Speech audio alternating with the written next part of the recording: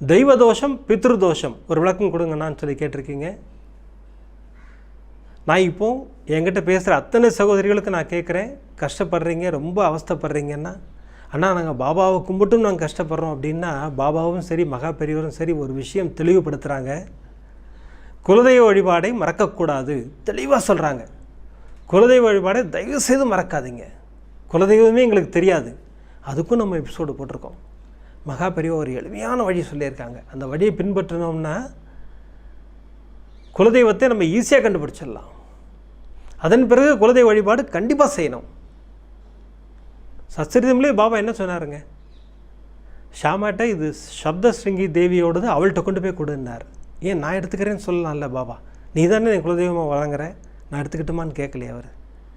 குலதெய்வத்தோடது குலதெய்வத்துக்கு தான். பாபாவும் சரி மகா பெரியவரும் சரி அதில் தெளிவாக இருக்காங்க. ஸோ இது போன்ற தோஷங்கள் தான் தெய்வ தோஷங்கள். அவங்க நம்மளை பழி வாங்கிறதெல்லாம் கிடையாது, ஒரு ஏங்குவாங்க. குலசாமிங்கிறது நம்மை காக்கும் தெய்வங்கள். அவங்க நம்மளை பார்க்கணும்னு ஏங்குவாங்க. நீங்கள் வரேன்னு முடிஞ்சு வைங்களேன், ஒரு ரூபா காயின் முடிஞ்சு வைங்க, உங்கள் துன்பங்கள்லாம் முடிவுக்கு வந்துடும். அந்த எபிசோட் லிங்க் கீழே கொடுக்குறேன். குலதெய்வத்தை மறக்கக்கூடாதுன்னு ஒரு எபிசோட் லிங்க் கீழே கொடுக்குறேன், தயவுசெய்து அந்த எபிசோடை பாருங்கள் எல்லாரும். அடுத்து பித்ரு தோஷம். மகா பெரியவர் தெளிவாக சொல்கிறார், பித்ருக்களை மறக்கவே கூடாது. நம்முடன் வாழ்ந்த முன்னோர்கள் வழிபாடை மறக்கவே கூடாது. அதுக்கு தான் நம்ம இந்த ஆத்மசாந்தி பூஜையெல்லாம் பண்ணுறோம். நம்ம மறந்துட்டவங்க ஆத்மசாந்தி பூஜை காசியில் பண்ணலாம், இல்லை நம்ம வீட்டிலேயே கூட இங்கே கூட பண்ணலாம். எல்லோரும் மறக்காதீங்க, முன்னோர்களை மறக்கவே மறக்காதீர்கள். வருடத்துக்கு ஒரு முறை அவர்களுக்கு ஒரு வழிபாடு செய்யுங்க. அதுக்கு தான் இறைவன் 3 அமாவாசைகளை கொடுத்துருக்கார்.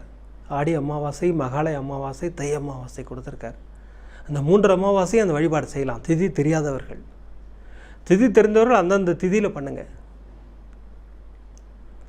இப்படி முன்னோர்கள் வழிபாடும் தெய்வ வழிபாடும் இருந்ததுன்னா மகான்களின் ஆசீர்வாதம் பரிபூர்ணமாக நமக்கு கிடைக்கும். அதைத்தான் 2 மகான்களுமே சொல்கிறாங்க.